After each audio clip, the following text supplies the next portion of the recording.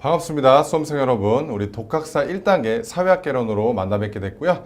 전 앞으로 우리 수험생분들과 이 과목에 대해서 이제 쭉 진행할 제 이름은 허용이라고 합니다. 그래서 우리 수험생분들 항상 합격을 허용한다는 의미로 제 이름을 기억해 주시면 좋을 것 같고요. 오늘 이제 첫 시간이니까 간략하게 좀 오리엔테이션을 하고 들어가겠습니다. 그래서 오리엔테이션은 먼저 우리가 공부하게 되는 이 사회학개론이 뭔지에 대해서 제가 아주 핵심만 아주 이제 간단 명료하게 좀 말씀을 드릴게요. 그래서 사회학개론인데요. 자, 이게 혹시 고등학교 때 이제 혹시 사회문화 공부하신 분 있을 거예요. 그래서 그 과목을 공부하셨으면은 사회학개론이 굉장히 많이 친숙하실 수 있습니다.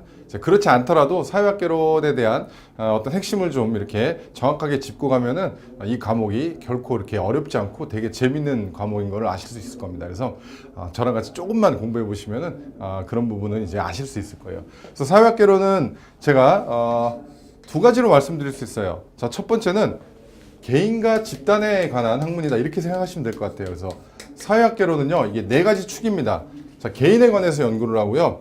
그 다음에 집단에 관해서 연구를 합니다. 그리고 개인과 개인과의 상호작용, 그리고 집단과 집단과의 상호작용, 그리고 개인과 집단 간의 상호작용을 연구합니다. 그래서 이 사회라는 말 자체가 이런 어떤 인간과 인간 혹은 개인과 집단 간의 이런 상호작용이라는 뜻을 내포하고 있거든요. 그래서 핵심을 말씀드리자면 이러한 이제 두 축으로 해서 상호작용하는 이 모습을 우리가 공부하는구나 하면은 굉장히 되게 범위가 광범위해지죠. 그래서 저는 하나 더 이름을 붙입니다. 자, 사회학개론은 사회학자학이다 라는 저만의 어떤 이러한 말을 만들어낸데요. 사회학자학. 자, 사회학자학. 자, 언이라고 한 말은 제가 언이라고 했다가 지금 지웠잖아요. 왜 그랬냐면 처음에는 사회학자들의 말.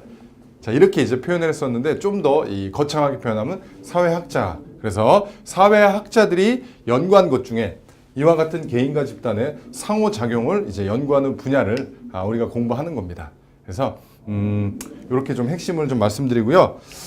이게 이제 기출 유형을 보시면은요. 그러니까 문제 유형. 자, 문제 유형은 혹시 과거 문제를 좀 보신 우리 수험생분들도 있을 겁니다. 그래서 과거 문제를 보시면은요, 주관식이 나오는 걸 보실 수 있죠. 그래서 이게 2016년까지는 객관식하고 주관식으로 구성이 됐었는데 그 이후부터는 이제 순수하게 객관식 40문제만 출제가 되고 있습니다. 그래서 여기 되게 시사하는 바가 있습니다. 문제 유형은 객관식 40문제예요. 60점 이상이면 이제 합격인데. 자, 이게 뭘 나타내냐면은요, 공부를 하는 데 있어서 우리가 이제 과거에 이제 주관식이 7문제 나올 때는요, 객관식 문제 수가 그렇게 많지가 않잖아요. 그러다 보니까 문제가 되게 편중되는 게 있어요. 그러니까 나온 데선 나오고 또 안 나온 데선 안 나오다 보니까 우리가 이제 공부를 균형 있게 하지 못하는 어떻게 보면 장단점이죠. 그렇죠? 그때는 조금 이렇게 어떤 문제 추세나 아니면 출제 경향이 좀 뚜렷했는데 지금 이제 객관식 40문제로 나오면서 뭐가 생겼냐면 문제가 훨씬 더 골고루 나옵니다. 그래서 이제 약간 좀 우리 과거에 비해서는 공부하는 양 자체는 많을 수 있지만 대신에 또 장점이 있습니다. 뭐냐면 이게 워낙 이렇게 광범위한 분량에서 문제가 출제되다 보니까 되게, 그러니까 쉽게 말하면 되게 문제 수준이 얄팍합니다. 되게 얄팍해요. 그래서 개념 중심으로 나온다라는 거, 개념 내지 어떤 자, 용어 중심으로 나온다라는 거, 자, 요걸 하나 말씀드리겠습니다. 그러니까 이렇게 생각하면 되겠죠. 되게 얕게, 되게 넓게 공부하면 이제 고득점할 수 있는 이런 과목입니다. 자, 그러면서도 또 주제가 되게 친숙하기 때문에 공부하시는데 이제 흥미를 좀 붙일 수 있는 과목이 사회학개론입니다. 그러다 보니까 이제 많은 선택 과목 중에서 이제 사회학개론을 이제 많이 응시하겠죠. 그렇죠? 자, 그래서 이렇게 이제 문제가 출제가 된다라는 거. 그래서 강의는 이제 어떻게 하냐면요. 제가 어떤 흐름이라든가 아니면은 어떤 배경이라든가 아니면 이 맥락 있죠. 맥락. 전후 사정 있잖아요. 왜 이런 말이 나오고 그 다음에 왜 이런 주제가 나왔는지 이런 맥락에 대해서 제가 먼저 설명을 할 거예요. 자, 먼저 설명을 하고 그 다음에 교재를 볼 겁니다. 교재. 그래서 교재를 좀 체크를 하고 중요한 부분. 그 다음에 이제 단원 문제풀이 할 거예요. 자, 문제 풀면서 혹시라도 이제 설명이 좀 부족했거나 아니면 좀 어려운 설명도 여기서 제가 보충 설명을 좀 하겠습니다. 보충 설명. 자, 이렇게 하시고 이제 나중에 기출 문제 풀어보시면은 굉장히 많이 자신감도 생기고 그 다음에 실전 대비로도 충분히 어떤 실력이 배양이 될 겁니다. 그래서 제가 여기서 교재 체크라는 말씀을 드렸는데 사회학개론은요 나중에 이제 한번 제대로 학습을 하신 후에는 이게 독학이 가능해요. 이제 딱 보면은 어떤 큰 흐름이라든가 아니면 뭐가 중요하고 뭐가 덜 중요한지가 나옵니다. 한번 설명을 들으시면. 근데 설명 없이 이걸 그냥 독학으로 공부한다라고 하면은 굉장히 난해합니다. 왜냐하면 학자들이 한 말이잖아요. 그러니까 약간 좀 철학적인 것도 있고, 그 다음에 이제 전문적인 용어들도 많이 나옵니다. 그래서 그런 것을 이제 혼자 이해하는 것도 힘들고, 그 다음에 여기서 이 광범위한 분량에서 내가 뭘 쳐내야 되고, 그 다음에 뭘 집중적으로 봐야 되는지 이거에 대한 어떤 판단을 못 하시기 때문에 일단은 수업을 처음부터 끝까지 쭉 다 들어보시기를 저는 권장합니다. 그래서 한 과목 있잖아요. 그러니까 이제 매 차시 있잖아요. 그러니까 매 이제 1강, 2강, 3강 넘어가면서 매 한 강 한 강을 정복하기보다는요. 방금 언급드렸다시피 일단은 처음부터 끝까지 쭉 한번 가보는 게 그게 중요합니다. 그 다음에 또 부족한 부분 다시 돌아와서 이제 좀 집중적으로 봐주시고. 그래서 다시 한번 말씀드리지만 일단은 처음부터 끝까지 가보는 게 되게 중요합니다. 자, 왜 그러냐면 처음에는 좀 이렇게 복잡했던 내용이 뒤에 가면서 다시 나옵니다. 그러다 보니까 이제 어려웠던 내용이 자연스럽게 해소되는 그런 시간을 이제 갖게 되실 거예요. 자, 잠깐 목차 좀 볼게요. 자, 컨텐츠라고 해서 목차 나오고 있죠. 그래서 파트 1부터 그 다음에 뒤에 보시면은 파트 19까지 자, 이렇게 나오고 있는데 자, 여기서 우리가 이제 뭘 보셔야 되냐면은요. 자, 파트가 이렇게 쭉 보시면 약 이제 20개의 약 20개의 파트인 거죠. 그렇죠? 그런데 앞에 파트 1부터 파트 4까지 있죠. 자, 여기가 한마디로 말하면 약간 총론의 개념이에요. 총론. 약 20개의 파트 중에 그래서 1파트부터 4파트까지가 총론이라고 보시면 돼요. 그러니까 총론이다 보니까 우리가 이제 총론, 강론 이런 얘기를 하잖아요. 총론은 전체를 좀 이렇게 아우르는 이러한 내용들을 총론이라고 그러죠. 그러다 보니까 뒤에 나오는 내용들이 조금씩 이 총론에 포함되어 있습니다. 그래서 어려워요. 그래서 제 결론은 뭐냐면 총론 부분 좀 어렵습니다. 그래서 이 부분을 근데 잘 잡으시면은 뒷부분부터 되게 수월해집니다. 그래서 이 초반에 제가 좀 많이 신경 써서 설명을 드릴 거예요. 자, 요 정도로 이제 오리엔테이션 하면 될 것 같고요. 자, 저는 이제 우리 그 수험생분들께 강의를 해야 되기 때문에 이렇게 항상 책을 뜯어요. 저희 강의 스타일인데 저는 항상 이렇게 책을 뜯습니다. 그래서 같이 뜯으실 필요는 없어요. 그냥 이제 온전하게 책 보시면서 하시면 돼요. 그래서 똑같이 이제 제가 최대한 옆에서 설명하고 옆에서 교재를 체크하는 것 같은 약간 좀 훨씬 이렇게 좀 리얼리티하게 하기 위해서 저는 항상 책을 뜯습니다. 그래서 자, 흐름의 어떤 그 방해를 최소화하기 위해서 자, 이제 지우고 자, 사회학의 성립부터 보도록 하겠습니다. 자, 사회학의 성립. 자, 사회학의 창시자들 이렇게 나오고 있는데 자, 우리가 이제 사회학은 사회과학이잖아요. 우리가 지금 보시면 이제 과학이라고 할 때는 자연과학도 있고 사회과학도 있잖아요. 그러니까 사회학은 사회과학이에요. 그러면 제가 이렇게 한번 명명을 해볼게요. 자, 이제 과학이라고 할 때는 자연과학이 있고 사회과학이 있잖아요. 그럼 제가 이제 자연과학을 왜 갖고 나왔냐면요. 그러니까 우리가 이제 잘 알고 있는 어떤 그 물리학이라든가, 그죠? 아니면은 뭐 생물학 이런 게 이제 자연과학이잖아요. 생물학. 그 다음에 화학 뭐 이런 거 이제 예를 들 수 있잖아요. 그럼 이제 자연과학 같은 경우에는 굉장히 역사가 길어요. 우리가 이제 뭐 천동설, 지동설 이런 거 들어보셨잖아요. 그게 이제 되게 먼 과거죠. 자, 그거에 비해서 사회과학은 역사가 되게 짧습니다. 자, 이렇게 한번 생각해 보시면 될 것 같아요. 자, 이러한 과학은요. 자, 과학은 우리가 이제 증명 가능하고 그 다음에 뭔가 이렇게 법칙을 발견하고 자, 이런 걸 목적으로 하잖아요. 자, 이를 위한 수단으로 이제 뭘 동원합니까? 예를 들면 뭐 가설을 세우고 뭐 실험을 하고, 그죠?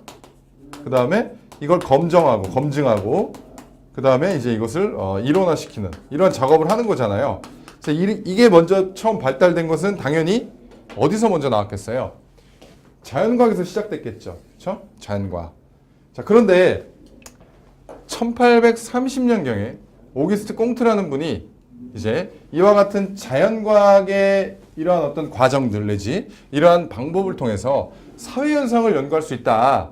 자, 자연과학의 방법론을 사회현상에 적용시켜서 사회현상도 마찬가지로 법칙을 발견하고 가설을 검증하고 하는 이와 같은 이제 절차를 밟을 수 있다라고 해서 그걸 연구하는 게 바로 사회학이다 이렇게 명칭을 했습니다. 이름을 붙였어요.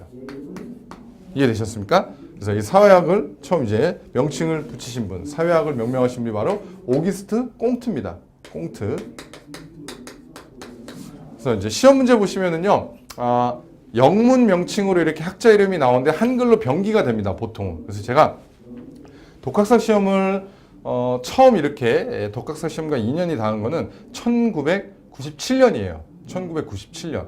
그러니까 이제 그때는 이러한 온라인 강의도 없었고, 그 다음에 뭐 TV 강의도 없었고, 기껏해야 비디오 강의가 있었죠. 그래서 저는 1996년도에 독학사를 공부했었어요. 그래서 97년에 처음 시험을 보고, 그때 이제 제 필요에 의해서 봤는데, 그로부터 이제 굉장히 이제 많은 세월이 흘렀죠. 10년도 넘고, 15년도 넘고, 이제 뭐 20년이 다 돼가고 있는데, 시험을 되게 많이 봤어요. 필요에 의해서도 보고, 그 다음에 이게 강의를 위해서도 이제 문제가 공개가 안 되니까, 이제 후기에 의존해야 되잖아요. 어떤 시험 문제가 나왔다. 이제 그런 후기에 의존해야 되는데 그런 것을 좀 이렇게 제가 보다 좀 더 현실감 있게 그 문제를 보관하기 위해서 시험을 되게 많이 봤습니다. 그래서 시험장 가셔서 이제 어쩔 때 보면 이제 저 알아봐 주신 분도 있고 하는데 되게 반갑더라고요.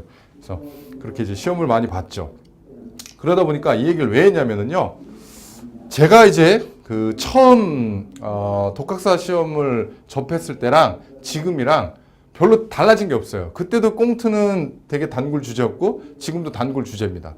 그래서 굉장히 중요하다는 거. 그래서 꽁트가 사회학을 창시했구나. 그래서 실제 시험 문제가 그렇게 나옵니다. 자, 잠깐 책 볼게요. 자, 잠깐 책을 보시면요. 사회학의 정의 이렇게 나오죠. 사회학의 정의. 자, 사회학은 사회적 관계의 성격, 원인, 결과 및 자, 그 다음 체크하셔야겠죠. 개인과 집단 간의 상호작용. 아까 제가 지웠는데 개인과 집단 간의 상호작용을 연구한다. 사회과학의 한 분야다. 자, 누가 이 용어를 처음 창안하고 체계화했어요? 프랑스입니다. 자, 프랑스 실증주의 철학자 오기스트 꽁트가 처음 이 용어를 창안하고 체계화했다. 체크하시고. 이게 불과 한 2012년, 2013년까지만 해도요. 사회학을 창시한 사람이 누구냐 이렇게 실제 시험 문제가 나왔습니다. 그렇게 단편적으로. 지금은 조금 그렇게는 안 나오는데 꼭 기억을 해두셔야겠죠. 자, 뭘 연구한대요? 제도. 자, 그 다음에 보시면 풍습, 구조, 제도 이렇게 나와 있죠. 제도. 그 다음에 그 밑에 보시면 집단 조직. 그 다음에 개인의 행동과 성격. 자, 이런 것도 연구를 합니다. 그래서 아까 제가 처음 오리엔테이션 한 그때 말씀드린 네 축. 그러니까 개인, 집단, 개인과 개인, 개인과 집단, 집단과 집단. 이러한 축. 자, 이 상호작용. 이것만 기억을 해두시면 돼요. 자, 그 다음 보시면은 사회의 기본적 성격. 그 다음에 변동을 일으키는 사회적 과정. 자, 이런 것들을 또 연구한다. 이렇게 돼 있죠. 굉장히 어떻게 보면은 광범위하면서 굉장히 역동적인 학문이죠. 그러다 보니까 비판이 또 가해지기도 합니다. 도대체 사회학은 뭘 하는 학문이냐. 자, 이런 비판도 있어요. 그래서 그런 내용 나중에 좀 볼 거예요. 자, 사회학의 발생 배경 보시면은요. 전근대 사회가 근대적 사회로 이행하는 과정 좀 체크해 주세요. 전근대 사회. 우리가 통상 근대 사회라는 말 하잖아요. 전근대 사회, 근대 사회 이런 말을 하는데 자, 근대 사회를 이제 도래하게 만든 배경이 뭔가요? 자, 지금 우리가 현대 사회라고 하는데 그러니까 이제 전근대 그 다음에 근대사회, 현대사회 이런 말을 하잖아요. 그럼 이게 뭐 기계적으로 이렇게 딱 사실 나눌 성질은 아니에요. 그래서 보통 이제 현대사회라고 한다면 우리가 통상 1차 세계대전이나 아니면 이제 2차 세계대전을 거친 이후에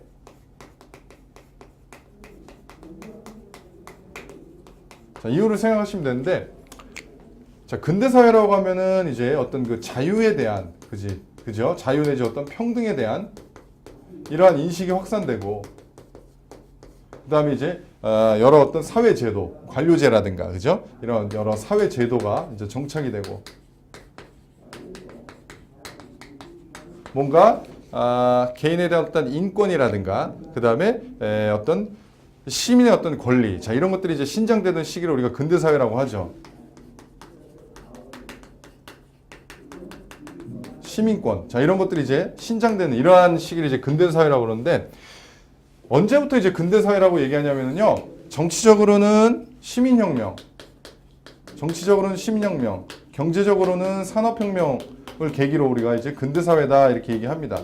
그래서 이제 시민혁명을 통해서 이러한 것들이 이제 나타나는 거고 산업혁명을 통해서 이제 자본주의가 도래하게 됐죠.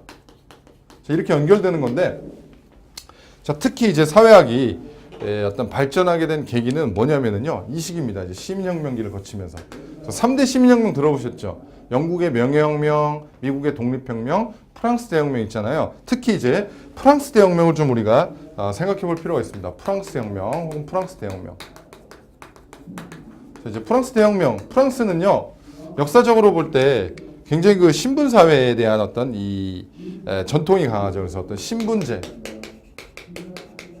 그 다음에 이제 왕권의 어떤 그 절대화, 그래서 강한 되게 강력한 왕권을 갖고 국민들의 세금을 함부로 건다거나, 그죠? 마음대로 법을 집행한다든가, 국민들한테 거둔 세금을 막 이제 마음대로 막 쓰고 이런 거죠. 자신의 어떤 이 영리를 위해, 그렇죠? 이런 신분제라든가 어떤 구체제의 모순. 자, 이거에 따라서 이제 발발한 사건이 바로 프랑스 대혁명이에요. 그래서 이 어떤 절대 왕정을 타파하고, 그렇죠? 시민의 어떤 권리를 이렇게 신장하게 된 계기가 바로 이 시민혁명 중에서도 대표적인 게 프랑스 대혁명이에요. 그러면은 이 혁명을 통해서 과연 그 사회가 안정적으로 이렇게 정착이 돼갔느냐? 그렇지 않다라는 겁니다. 그렇지 않다라는 거예요. 그래서 오히려 혁명 이후에 처음에는 이제 뭔가 민주주의가 싹트고 시민의 어떤 자유가 신장되는 듯 했지만 또 다른 문제가 막 야기되는 거죠. 그렇죠? 왜냐하면 질서가 확립이 안 됐기 때문에 뭐 또 다른 범죄가 야기되고 또 다른 이제 정치적으로 이제 혼란해지고 그 다음에 경제도 이제 제대로 정착이 안 되고 이러다 보니까 굉장히 큰 어떤 혼란에 쌓이게 됩니다. 그래서 이 어떤 사회 혼란 도대체 원인이 뭐고 그 다음에 이것을 어떻게 해결할 것인가. 이 시민혁명기의 이러한 혼란을 이제 맞이하게 되면서 이때 이제 사회학이 이러한 어떤 사회 혼란에 되게 많이 관심을 갖고 이제 그 문제를 규명하기 위해서 많은 연구가 이루어집니다. 그래서 그게 바로 사회학이 좀 이렇게 씨앗을 싹 트고 발전을 하게 된 그런 계기가 되는 겁니다. 자, 그래서 지금 전근대적 사회가 근대적 사회로 이행하는 과정에서 시작되었다 이런 말 나온 거예요. 대표적인 사건은 바로 이 프랑스 대혁명. 좀 더 넓게 얘기하자면 시민혁명기를 거치면서, 자 이렇게 보시면 돼요. 그 다음에 사회가 게마인샤프트에서 게젤샤프트로 변화하는 과정 이렇게 나오는데, 이거는 참고로 독일의 사회학자 테니스라는 분이 한 얘기예요. 나중에 뒤에서 나옵니다. 그래서 테니스는요, 이제 사회의 어떤 집단의 유형을 두 가지로 나눠서 얘기합니다. 그래서 옆에 게마인샤프트는 독일 말이에요. 우리말로 표현하면 공동사회. 그리고 게젤샤프트는 우리말로 표현하면 이익사회입니다. 그래서 이렇게 변화하는 과정에서 또 이건 독일 얘기겠죠, 그렇죠?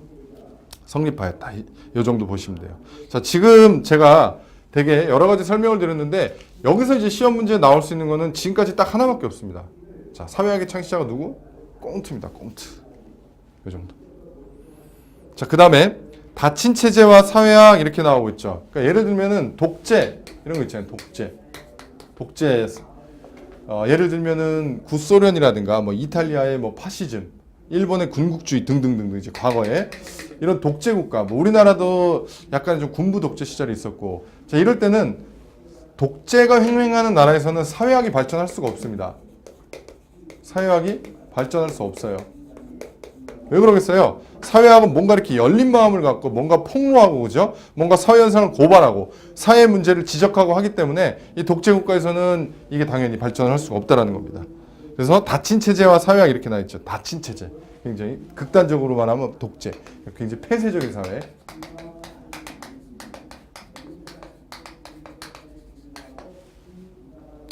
자, 닫힌 체제란 뭐예요? 다양한 견해를 자유롭게 표현할 수 없는 거. 예컨대 파시즘, 공산주의 이런 거. 자, 독재를 생각하면 되겠죠. 자, 문제의식으로서의 사회학 이렇게 나오고 있습니다. 뭐라고 되어 있습니까? 독특한 문제의식을 갖습니다. 그래서 아까 뭐라 그랬어요? 이런 혼란. 이것도 일종의 문제의식이잖아요. 문제. 왜 이런 사회 문제가 생길까? 이걸 규명하고자 합니다. 이걸 규명하고자 하는 게 바로 사회학이죠. 자, 공식적 상황 규정의 무조건적 수용 거부. 이게 무슨 말이에요? 예를 들면 국가라든가 정치체제가 이렇게 해야 된다. 혹은요, 이것은 이거다라고, 아니면은 뭐 방금 말한 독재처럼, 그죠? 어떤 그 독재자의 어떤 통치를 합법화할 수 있는 이런 독재를 합법화하는 이런 법률을 제정할 거 아니에요. 법률을 제정할 경우에 일반 국민들이나 시민들 입장에서는 법이 정해놨으니까 저럴 수밖에 없겠구나 하고 무조건적으로 따를 수밖에 없단 말이에요. 근데 사회학자들은 뭐라 그래요? 이러한 어떤 공식적 상황 규정을 그대로 받아들이지 않습니다. 문제를 자꾸 제기하는 거죠. 그 얘기예요. 이해되셨어요? 공식적 상황 규정의 무조건적 수용 거부, 그런 얘기입니다. 그래서 자, 사회학자들은 공식적 상황 판단 또는 공식적 상황 규정을 그대로 수용하는 일에 주저한다는 거죠. 그래서 그냥 누가 그렇더라라고 한다고 그걸 그냥 그대로 받아들이지 않습니다. 자꾸 문제를 제기하고 비판을 하고 그런 거죠. 따져보고. 그래서 보시면 불신의 기회란 말이 나오죠. 불신의 기회. 뭔가 이렇게 이 과연 맞는 걸까? 이렇게 자꾸 따져본다라는 거죠. 불신의 기회. 철학자 니체가 말했던 불신의 기회한 부분. 자, 니체는요, 저 되게 개인적으로 좋아하는 분인데, 프리드리히 니체. 우리가 되게 잘 아는 명언을 남겼죠. 자, 무슨 명언? 나를 죽이지 못하는 고통은 나를 더더욱 강하게 만들 뿐이다. 자, 그런 이제 유명한 말을 했죠. 자, 그게 이제 니체인데요. 어쨌든 불신의 기회. 자, 그 다음에 이데올로기적 기능을 폭로하는 이러한 지적 행위. 그 이데올로기가 일종의 어떤 신념이라든가 이념이라고 우리가 해석할 수 있잖아요.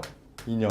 그래서 국가가 주도하는 어떤 신념이라든가 이념, 어떤 체제 이런 것들에 대해서 계속해서 곱씹어보고 비판하고 폭로하려고 하는 거죠. 그런 얘기. 자, 그 다음에 외피적 기능과 이면적 기능과 연관돼 있다 이렇게 나오는데, 자, 머튼이라는 분도 잠깐 체크해 둘게요. 제가 사회학자이라 그랬는데 일단은 학자가 나오는 거는 우선 다 체크해둬야 됩니다. 뒤에서 다시 나올 거예요. 자, 지금 뭐라고 되어 있습니까? 외피적 기능과 이면적 기능 이렇게 나오고 있죠.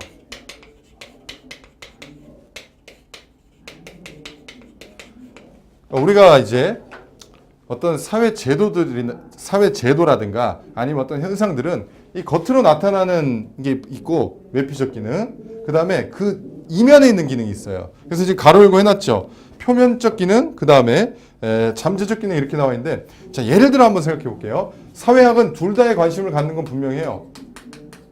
자, 우리가 이제 학교 교육을 한번 생각해 볼게요. 학교 교육. 자, 교육제도죠. 학교 교육, 그러니까 교육제도인데, 자, 교육제도의 외피적 기능은 뭡니까? 드러난 기능. 당연히 사회성원을 교육시켜서 사회화시키는 거예요. 사회화시키는 거예요. 오늘날에는 또 이제 학교 교육 내지 어떤 직업 교육 같은 것은 특히 어떤 취업 역량을 이제 강화하기 위한 이런 기능들을 하죠. 근데 이것은 겉으로 드러난 거고요. 물론 이제 사회학자들은 겉으로 드러난 것에도 관심을 갖지만 우리가 제대로 알지 못하는 이런 숨은 기능들이 있어요. 예를 들면은요, 이런 거죠. 자, 결혼 조절 기능도 있습니다. 이해되세요? 그러니까 학교를 다니는 일정 연령 동안은 좋은, 그러니까 이제 일찍 결혼하는 것을 좀 이렇게 미연에 이제 예방하는 그런 효과가 있잖아요. 그런 거랑 그 다음에 범죄로부터 보호하는 기능도 있습니다. 이건 겉으로 드러난 기능은 아니죠. 범죄로부터 보호해 주죠. 이제 학교 기관에 이렇게 단체로 속해 있음으로써 이제 그 시간에는 범죄로부터 보호받는 이런 기능이 있죠. 이거 이면적 기능입니다. 이거는. 그래서 사회학자들은 두 개에 다 관심이 있지만 남들이 우리 일반인들이 잘 인식하지 못한 이런 이면적 기능에 더 큰 관심을 기울입니다. 자, 그런 얘기 하는 거예요. 자, 사회학은 두 기능을 모두 살피고 연구하지만 이면적 기능 또는 잠재적 기능에 더 주목한다. 자, 여기 체크하시고. 자, 그 다음에 이제 사회학의 동기는 가볍게 보시면 될 것 같아요. 자, 폭로하려는 동기. 그래서 피터 버거라는 분이 이런 말을 했고요. 계속 뭐 비슷합니다. 맥락은. 그래서 밑에 보시면 그 위선을 폭로한다. 뭐 이 정도 체크하시고. 자, 그 다음에 예기치 못한 결과에 대한 새로운 역사적 설명. 베버 들어보셨죠? 막스 베버. 그러니까 막스 베버는 제가 독학사 시험을 이렇게 거의 20년 가까이 접한 이래로 거의 뭐 한 번도 안 빠지고 시험 문제 나오시는 분이 막스 베버입니다. 심지어는 한 회 차에 두 문제도 나오는 게 막스 베버예요. 막스 베버. 우리가 이제 나중에 다 뒤에서 공부합니다. 지금은 그냥 막스 베버 되게 중요한 인물이고, 프로테스탄트 윤리와 자본주의 정신이라는 이런 책을 썼구나. 자, 이 정도만 체크하시면 됩니다. 책 제목이에요, 이게. 그래서 제가 핵심만 좀 설명드리면, 자, 프로테스탄트 윤리와 자본주의 정신. 막스 베버는 왜 자본주의가 동양보다는 서양에서 자본주의가 이제 먼저 태동했을까? 이것을 이제 고민하는 끝에 먼저 이제 가설을 세우고 연구를 했습니다. 그 결과 어떠한 이제 결과를 도출했냐면은요, 이 자본주의가 만들어진 걸 참 아이러니하게도 기독교 윤리 있죠, 개신교, 기독교 윤리. 그러니까 이제 사람들이 어떤 그 금욕하고 이런 거 있잖아요. 네, 절제하고. 그 다음에 이제 성실하게 일하고 이런 거 있죠. 그래서 이걸 더 들어가서 칼뱅에 이제 직업 소명설이 있거든요. 예정설. 직업 소명설이 뭐예요? 자기가 갖고 있는 직업을 신의 명령, 소명으로 안고 열심히 일하다 보면은 구원받을 것이 예정돼 있다. 그렇죠? 이런 기독교 윤리. 자, 여기서 자본주의가 태동했다. 이렇게 설명하는 거죠. 참 아이러니하죠. 기독교는 종교고 자본주의가 극과 극 아닌가? 라고 생각할 수 있겠지만 막스 베버는 이렇게 설명을 한 거죠. 나름의 논리를 갖고. 그러니까 예기치 못한 결과에 대한 새로운 역사적 설명을 하는 게 사회학이다. 이렇게 하는 거예요. 자, 그 다음에 상대화의 욕구에서 상대화의 욕구. 그러니까 제 식으로 표현하자면 정신이 번쩍 드는 거죠. 정신이 번쩍 드는 상대화. 자, 각성이라고 표현했죠. 그죠? 그래서 이런 거였구나. 이런 거 있죠. 연구를 해봤더니 이게 아니었구나. 이게 바로 각성이죠. 그래서 베버가 말한 마슬로부터 깨어난 곧 각성과도 일맥상통한다. 이 사회학의 어떤 동기다 이거예요. 자, 그래서 사회학의 장점 나오고 있죠. 열린 세계와, 그러니까 뭐 뭔가 비판이 허용되고, 그렇죠? 그다음에 상호 토론이 보장되고, 그다음에 다른 사람의 어떤 말을 수용할 수 있고, 보다 민주적이고, 이런 사회에서 이제 사회학은 번성할 수 있는 거예요. 이해되셨죠? 자, 사회학의 관점, 자, 가볍게 그냥 읽어볼게요. 사람들이 하는 일에 관심을 갖습니다. 자, 일상적인 눈 이렇게 돼 있는데 두 번째 줄 보세요. 일상적 행위 그 자체. 그러니까 이런 거예요. 뭔가 우리가 일반인이 봤을 때는 굉장히 이거랑 좀 비슷한 건데, 이거 뭐 되게 이거 대수로운 거 아닌가 이런 말 하잖아요. 저거 별거 아니네. 그죠? 그러니까 일상적인 것조차도 대수롭게 여기지 않습니다. 대수롭게 여기지 않아요. 이 뜻이에요. 우리가 늘상 이제 예를 들면 가족 간에 있어서도 우리가 늘상 이제 뭐 빈번히 접촉하고 상호작용을 하잖아요. 그런 이제 일상적인 일조차도 대수롭게 여기지 않고 이제 거기에 어떤 그 심층적인 해석을 하는 게 바로 사회학입니다. 익숙한 것들에 대한 도전을 하고, 편견에 대해 도전을 하고, 신비에 대해서도 도전을 합니다. 예를 들면 우리가 알고 있는 종교라든가 뭐 무속신앙 이런 거는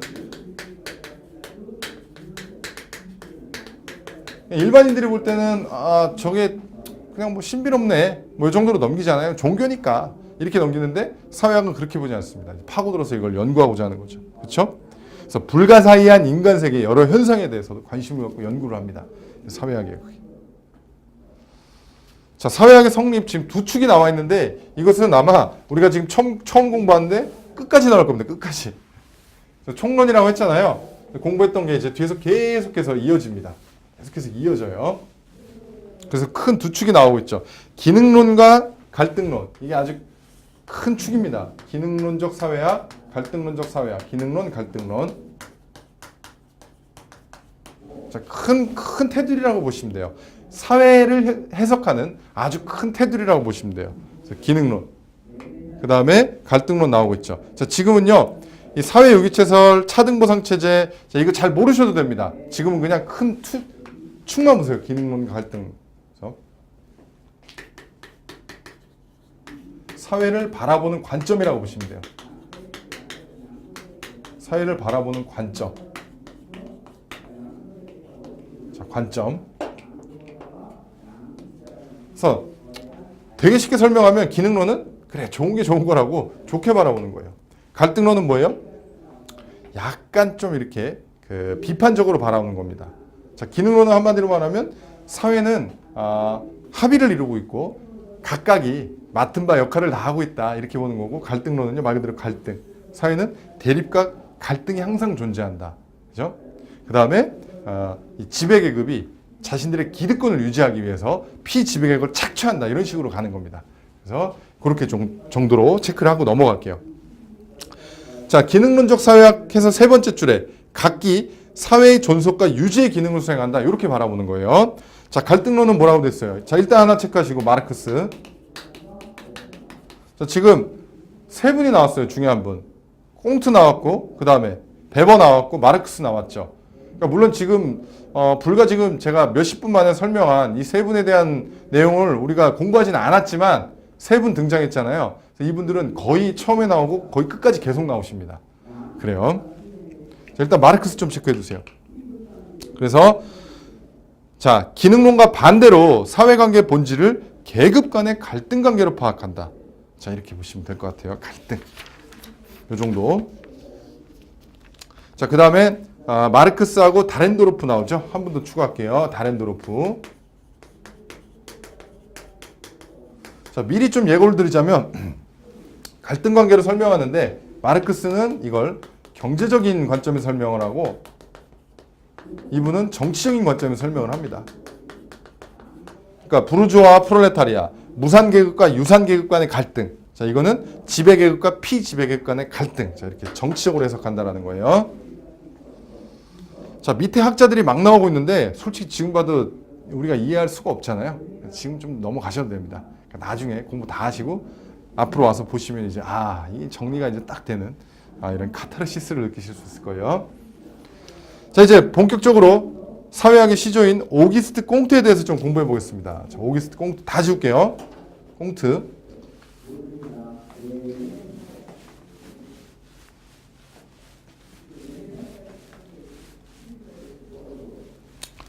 자, 오기스트 꽁트는 사회학을 창시하신 분이라고 했잖아요. 사회학의 창시자.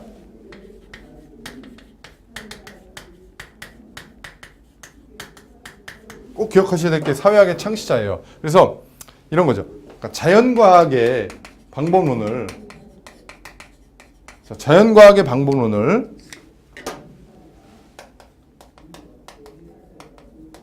이걸 사회현상에 그대로 적용시킬 수 있다. 사회현상에 적용시켜서 이 사회현상을 연구할 수 있다. 이것이 바로 뭐라고요? 자, 이것이 사회학이다. 이렇게 얘기한 거잖아요. 이렇게 얘기한 거 아니겠어요? 그렇죠? 그러다 보니까 이분의 어떤 방법론은, 자, 우리가 연구 방법을 얘기할 때 방법론적 1원론과 방법론적 2원론이 있어요. 자, 방법론적 1원론과 방법론적 2원론이 있어요. 방법론적 1원론은 뭐냐면요, 사회현상도 자연현상과 마찬가지의 방법으로 연구할 수 있다. 그러니까 1원론. 누구의 입장? 꽁트의 입장. 방법론적 2원론은 뭐예요? 사회현상은 자연현상과 다르므로 자연현상의 방법을 그대로 적용시킬 수 없다. 사회현상을 연구하는 방법은 달라야 된다라고 하는 게 방법론적 2원론. 됐어요? 자, 이게 대표적인 게 바로 베버입니다. 막스 베버. 대표적인 꽁트고요. 꽁트는 어쨌든 방법론적 1원론의 입장에 있는 거예요. 이해되셨죠? 그래서 자, 사회학을 진보와 질서에 대해서 두 가지에 다 관심을 갖고 이제 연구를 해야 된다라고 얘기합니다. 진보하고 질서. 자, 엄청난 이제 함의가 들어있는데, 진보는 어떻게 보면 참 갈등론의 입장이고 질서는 기능론의 입장입니다. 참고로. 근데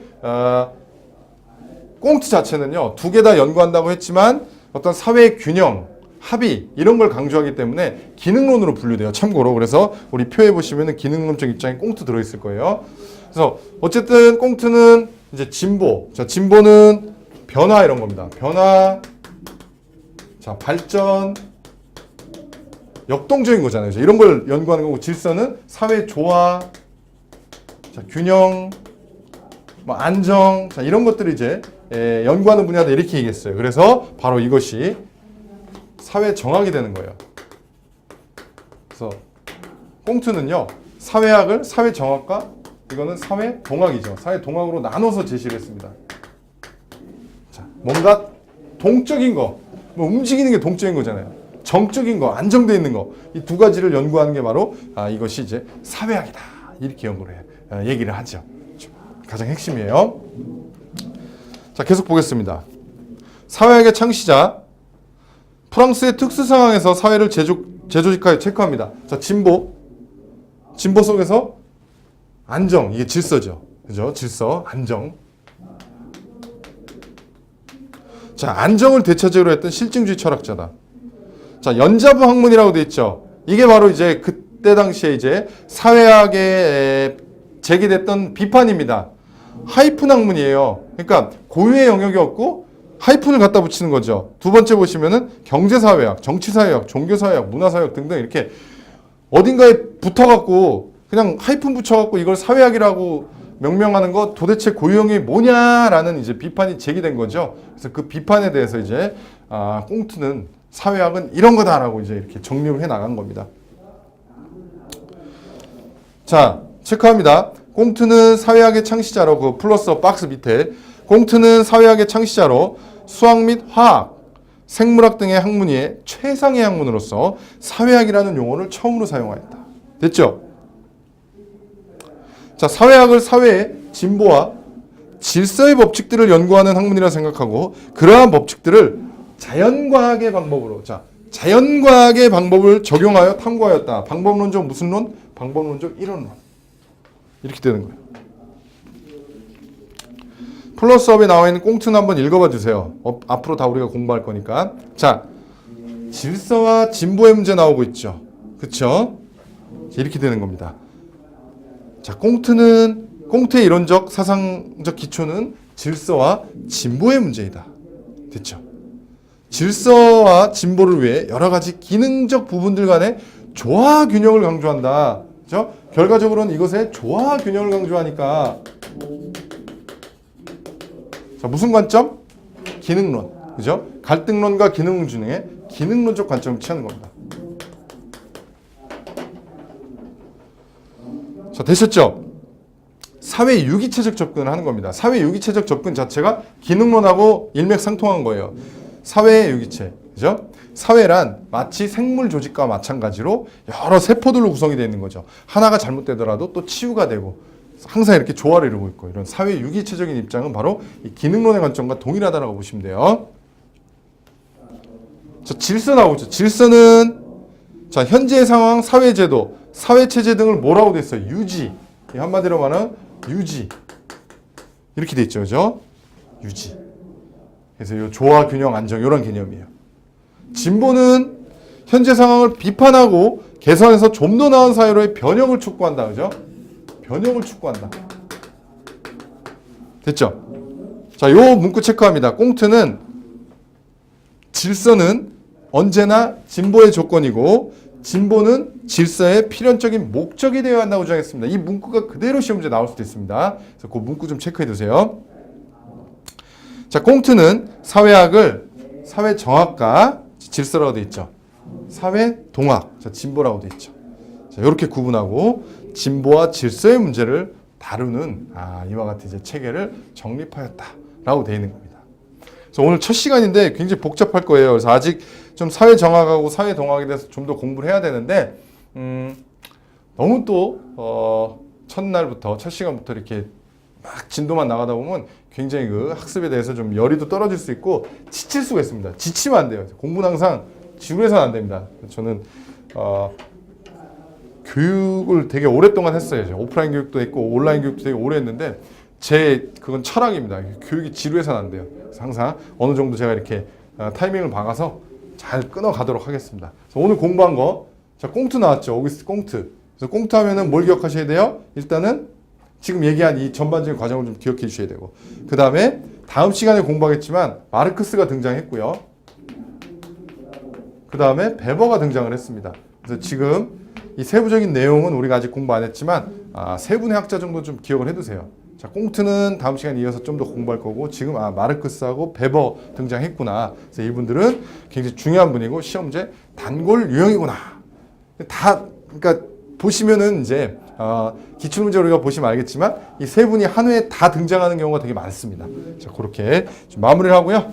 첫 시간은 여기서 마치도록 하겠습니다. 여러분들 수고 많으셨어요.